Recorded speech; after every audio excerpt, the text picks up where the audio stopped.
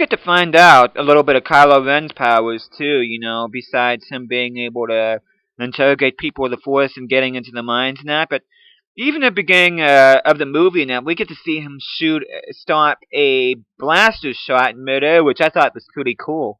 And here, what ends up happening is that he ends up getting Rey and then capturing her, and we see him interrogating her, and she wants him to take his mask off, and that's when we get to see him with his mask off for the first time, this was before he got to confront Han Solo and that. But this is one of my favorite parts of the movies, in that where he tries to get into her head where the map and that is, and here Rey was not only able to prevent him from reading into her mind, but she also got to read into his mind too, and that, and she ends up revealing to him that she knows that he's afraid that he's never going to be as powerful as what Darth Vader was, and you can see where he was visibly shaken by this.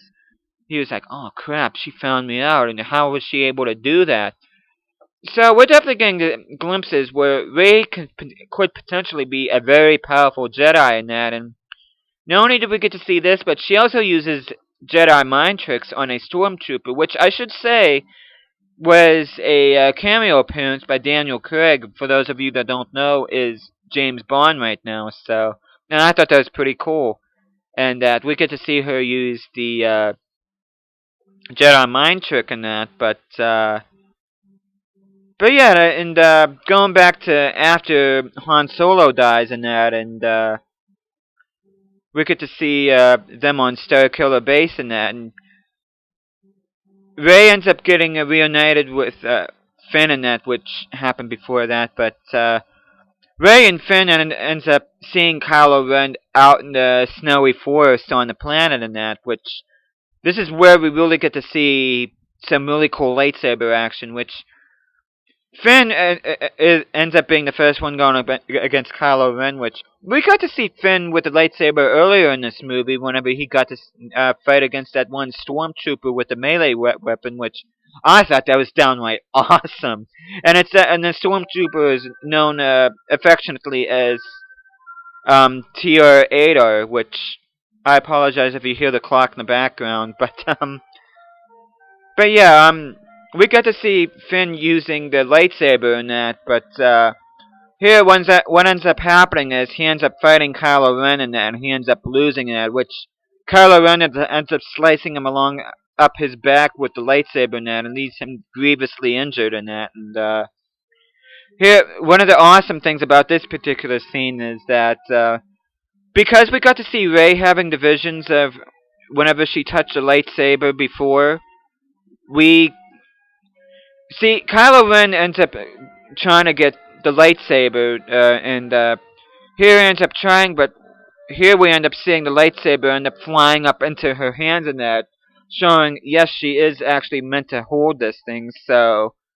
And then the ultimate battle, which I can't say ultimate battle, but at least the final fight scene in this movie is between Rey and Kylo Ren, and it's really interesting to see here because we get to see Kylo Ren, who's already had some form of training in the Force and that with lightsaber and his Force abilities, and then we go against Rey, who's just recently discovered her powers, and we get to see her being more than a match for Kylo Ren, and she ends up giving him a nasty scar on his face afterwards, and just about the time she's about ready to finish him off, the planet ends up getting close to exploding because we get to see the resistance fighters, the X-wings in that, being able to destroy Star Killer Base in that, and of course we know at the end of the movie we get to see Supreme Leader Snoke telling General Hux to get Kylo Ren in that so they can complete their training in that, but yeah,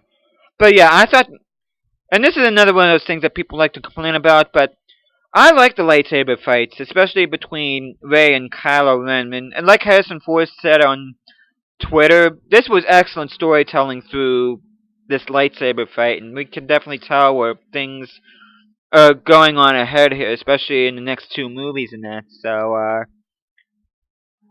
And one final thing before I talk about the bad points that I should talk about in regards to this movie is that I really need to discuss the final scene in that where we get to see where BB-8 is able to get where R2-D2, which we got to see earlier with C-3PO and General Leia, has the rest of the map in order to find out where Luke Skywalker was. So he was able to get the piece of the map that was missing and implement it into R2-D2's map, and they were able to find out exactly where Luke Skywalker was. So Rey ends up traveling there, and she ends up meeting Luke Skywalker in this remote island surrounded by this vast ocean. And I gotta say, as a Star Wars fan, I really started getting really emotional now seeing Mark Hamill turning around and removing his hood from his Jedi robe and that, and seeing how much he's grown since Return of the Jedi and that, and even that particular scene where you get to see Rey reach out to him with his lightsaber in her hand, and the way he looked at her now is like, it. I know I said this earlier in a review, but this movie hints strongly that she's going to be a Skywalker. But there's just something about the way that Luke looked at Rey here. I'm really thinking that he is gonna end up being Rey's father, which I mean, I don't think there's any doubt in my mind that Rey is a Skywalker. It's just, is she Luke's kid or is she Leia's kid? And I think just by the eye exchange and that, and Mark Hamill, which plays Luke Skywalker, didn't even have a line of dialogue in this movie.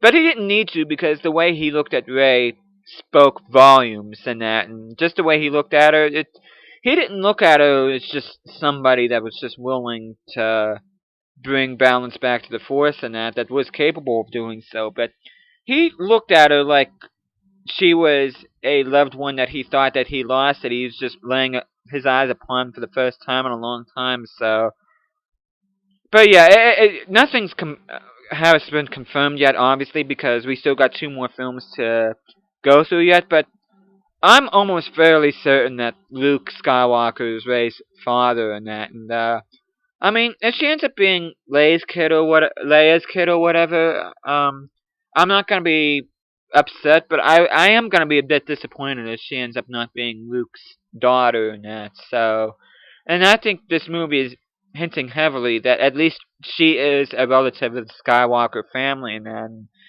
especially the score. I talked about the score earlier, but the music playing alongside the scene was just fantastic, and I'm trying to think which celebrity. I think it was Patton Oswalt saying that this was the best final shot in the Star Wars series thus far.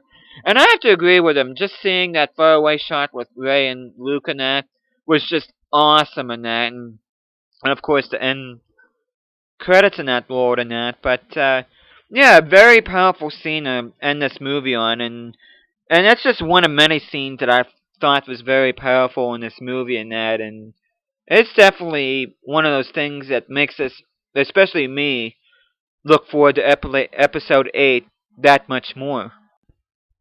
Now that I brought up some of the good points and some of the things about the movie and how much I liked them about that, I do want to bring up some bad points about the movie, things that I really didn't particularly like, and don't worry, there's not a lot of them. There's just mainly three things that kind of rubbed me the wrong way about the movie.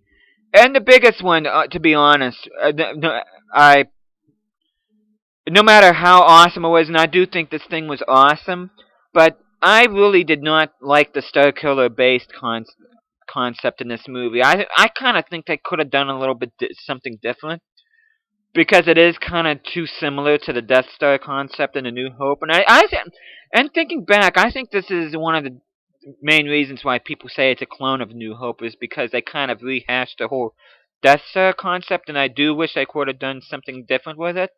But having said that, though, it was pretty awesome seeing how lethal it was, especially the weapon that it had.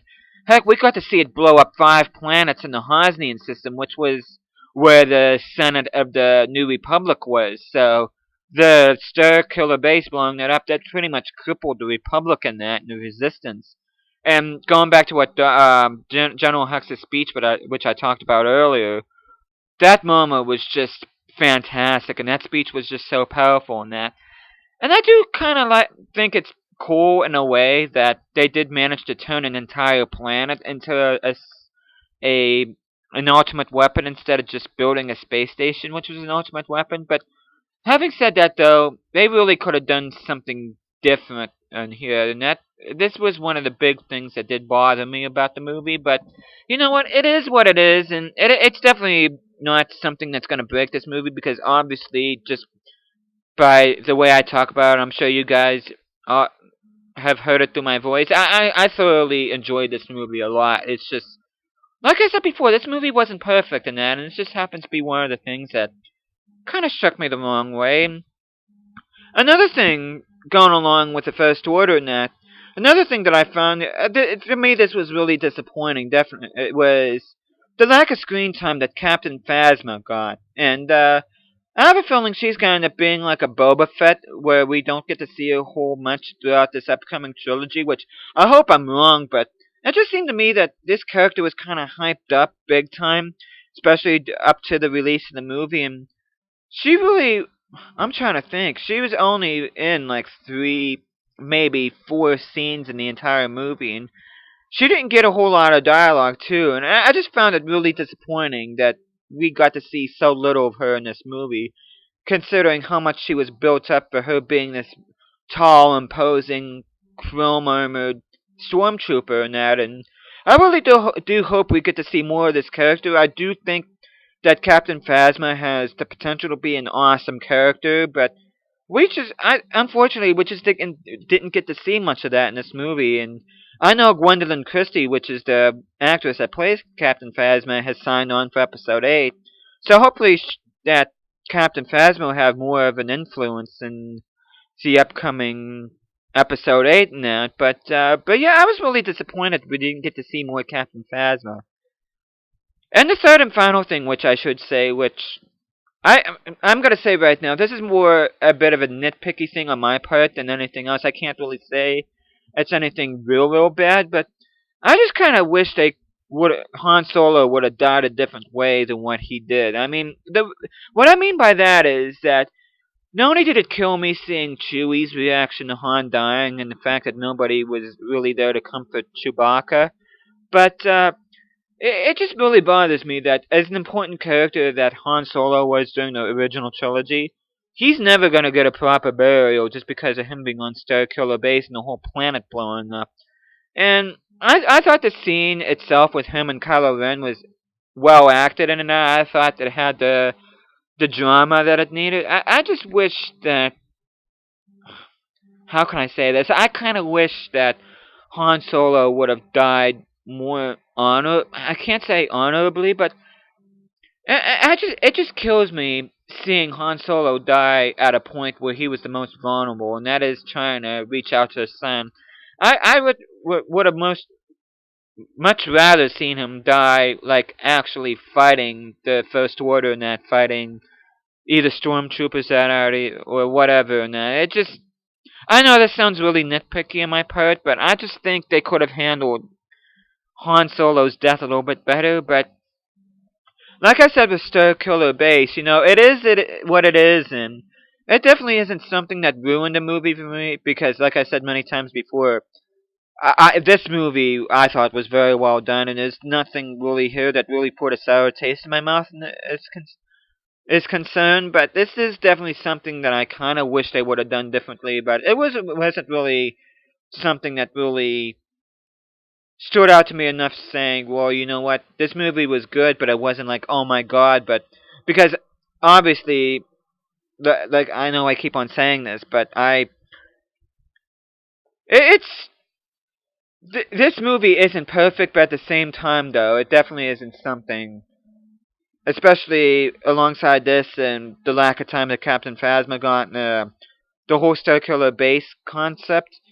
This definitely, neither one of these three things really got to the point where it decreased the value of the movie. I mean, even if these things wouldn't have been in the movie, or even if these things would have been somehow amplified more, we would have even saw even less of Captain Phasma, or even if we got to see something more of Star Killer based in that. It definitely wasn't something to ruin the movie in that. So despite these setbacks in that, it definitely wasn't. I mean, I know I sound like a broken record, but I thought this was a very well done movie. But I just wanted to talk about some of the things about it that I really didn't care much about. That I think either they could have changed or they could have done something different in that. But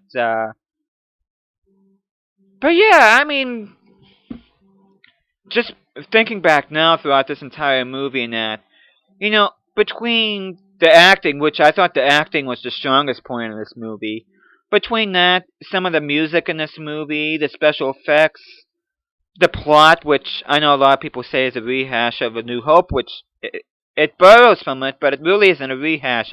It has its own story in that, and I really like the new characters in that, especially Ray and Finn and BB-8 in that. Between all those things in that, this movie deserves to be one of the highest grossing movies of all time. And you know, by the time I'm recording this, it's getting real close to overtopping Avatar as the highest grossing movie of all time. And I have to say, this movie more than deserves it. You know, it's definitely not overrated. It's definitely not overhyped. And it's definitely not a movie that should be really seen under a microscope too much. And that because even when while I'm doing this review right now, I'm trying to think of more bad points about the movie other than the ones I've already brought up, but I really can't think of anything else that I can say that I can be really critical about this movie because I do think that this is one of the best Star Wars movies to date. I mean, it's not my absolute favorite. I still say Empire Strikes Back, and I think maybe Revenge of the Sith is better than this movie. But this is definitely a solid tied for second, along with Revenge of the Sith, or a very close third. And I do think it's better than Return of the Jedi and even A New Hope in that. And so this definitely is not overhyped by any means. And if you're a Star Wars fan and still have not seen this movie yet, you are really doing an injustice to yourself by not watching it because I really do think that you will enjoy this movie a lot if you go out and see it. And it's definitely a fun time in a theater and that watching everything unfold and that. And like I said before, this movie definitely deserves to break records because it's definitely among my all-time favorite movies that I've seen in my life and that. And I can't wait for it to come out on DVD, and especially can't wait for the other two movies to find out how some of the characters in that develop and that. So this is definitely a movie I would recommend to Star Wars fans, and even if you're not a Star Wars fan, I think